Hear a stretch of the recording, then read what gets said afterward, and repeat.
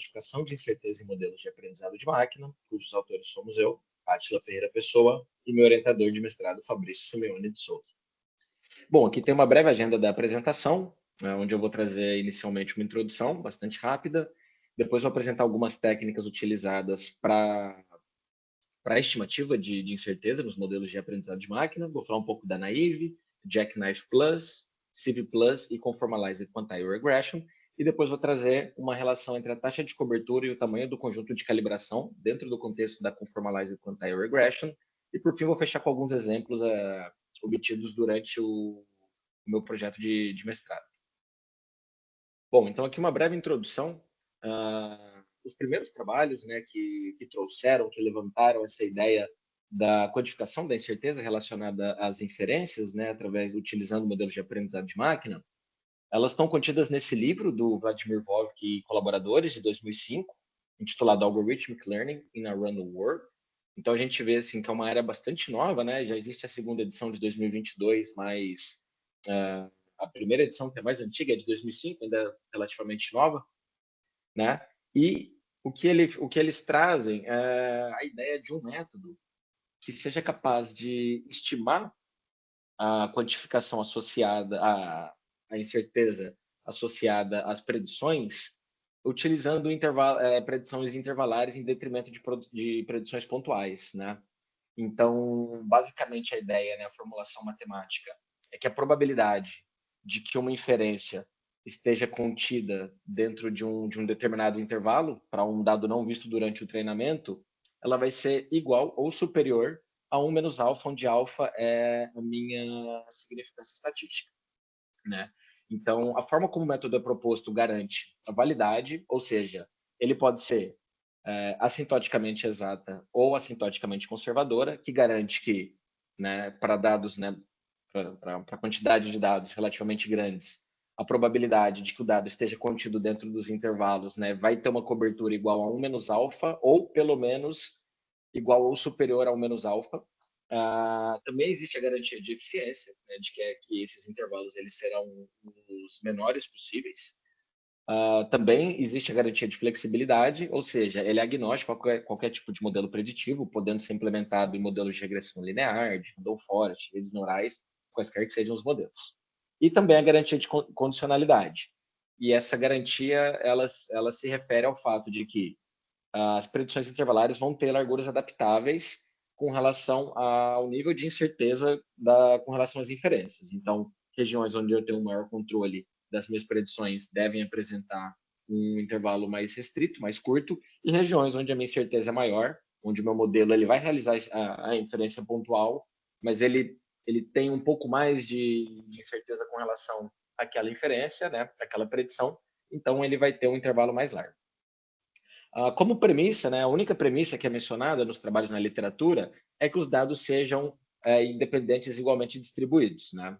Se meus dados tiverem algum tipo de autocorrelação, seja eles autocorrelacionados no espaço ou no tempo, as premissas necessárias para a implementação do modelo elas não são atendidas. Então, séries temporais e dados espacializados não permitem a implementação direta dos modelos, né, utilizando o Conformal Prediction. Bom, então vamos começar a falar das estratégias, né, capazes de implementar a quantificação de incerteza.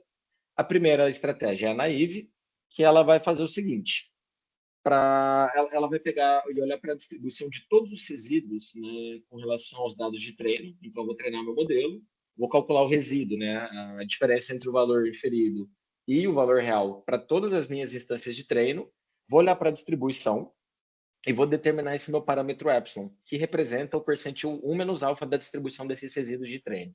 Então, a gente já consegue imaginar que essa estratégia é bastante simples, daí até inclusive o seu nome. Ela vai predizer intervalos com largura fixa, uma vez que ela usa o mesmo valor de epsilon, que é o percentil 1 menos alfa para todos os valores de treino, né? Uma outra estratégia é o Jackknife Plus, que é uma adaptação, né, do método Jackknife, que usa a estratégia Leave One Out. A única diferença é que, ao invés de treinar um único modelo, modelo preditivo representado aqui, Mi-Chapéu, ele vai gerar vários modelos, onde cada vez que eu subtraio, né, que eu excluo uma instância, um dado do meu conjunto de treino, eu vou gerar um modelo diferente. Então, dessa forma, eu acabo tendo valores que não são centrados, porque eu estou realizando a predição utilizando diferentes modelos preditivos. Dessa forma, eu consigo também utilizar a distribuição, o percentil 1 menos alfa da distribuição desses meus resíduos e determinar dessa forma o intervalo para uma instância não observada durante o treinamento. Eu tenho a estratégia CV+, também proposta por Barber, eu acabei esquecendo de mencionar, mas a estratégia Jackknife Plus também é proposta por Barber e colaboradores de 2020, onde ela vai particionar meu conjunto de treino em diferentes partições, vai realizar treinamentos excluindo cada uma dessas partições e vai calcular os resíduos utilizando essa partição não utilizada durante o treinamento como uma instância de teste. Dessa forma, eu também consigo ter uma distribuição dos meus resíduos e vou trabalhar com o percentil 1 menos alfa desses meus resíduos. E a gente consegue imaginar que o Jackknife Plus ele pode ser entendido como um tipo de CV Plus, uma vez que eu tenho o número de partições igual ao número de conjunto de dados de treino. E aí a gente consegue, né, a gente observa que tanto o método Jackknife Plus quanto o CV Plus, eles presumem do treinamento de diferentes modelos utilizando diferentes conjuntos de dados, o que pode representar um alto custo computacional. E aí, pensando nisso, em reduzir e mitigar esse custo computacional, Yaniv Romano e colaboradores, em 2019, propõe um método chamado Conformalized Quantile Regression, que através de uma única etapa de treinamento eu consigo realizar estimativas intervalares, né?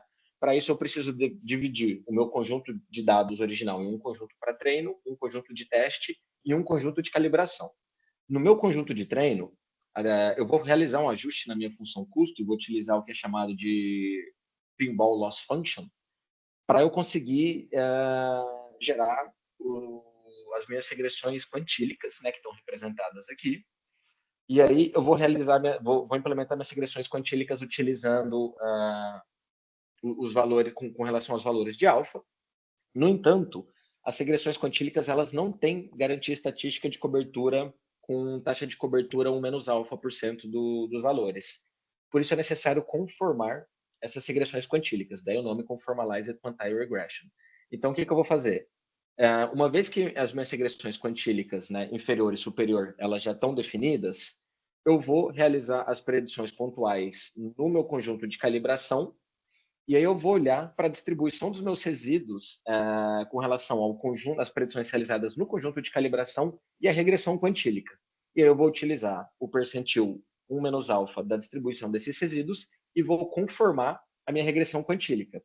Né? Então, caso a maior parte das minhas predições pontuais plotem dentro do intervalo interquantílico, a gente consegue imaginar que quando eu olho para a distribuição desses resíduos e eu conformo a regressão quantílica, a minha Conformalized Quantile Regression ela vai ter um intervalo mais estreito do que a regressão quantílica. Caso a maior parte das minhas observações plotem fora da regressão quantílica, do intervalo da regressão quantílica, quando eu conformar a minha regressão quantílica, ela vai ter uma espessura um pouco maior. Então, eu acabo usando esse conjunto de calibração para ajustar a largura do meu intervalo.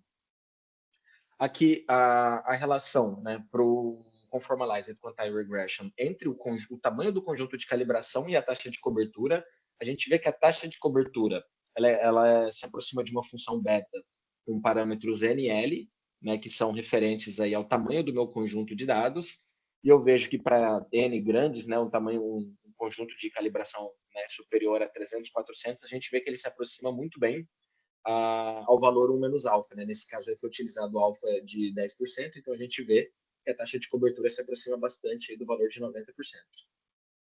Por fim, como eu havia mencionado, minha dissertação de mestrado ela está relacionada com a predição de concentração de contaminantes em água subterrânea, e aí estão alguns resultados, né, adquiridos ao longo da elaboração do projeto, onde eu testei diferentes estratégias para diferentes modelos. A gente vê que as estimativas pontuais se aproximam bastante e a gente vê que existe uma gama bastante diversa aí dos intervalos gerados, considerando os diferentes modelos, a forma como cada um deles, né, assume, como cada um deles aprende a função-alvo e com relação às diferentes estratégias.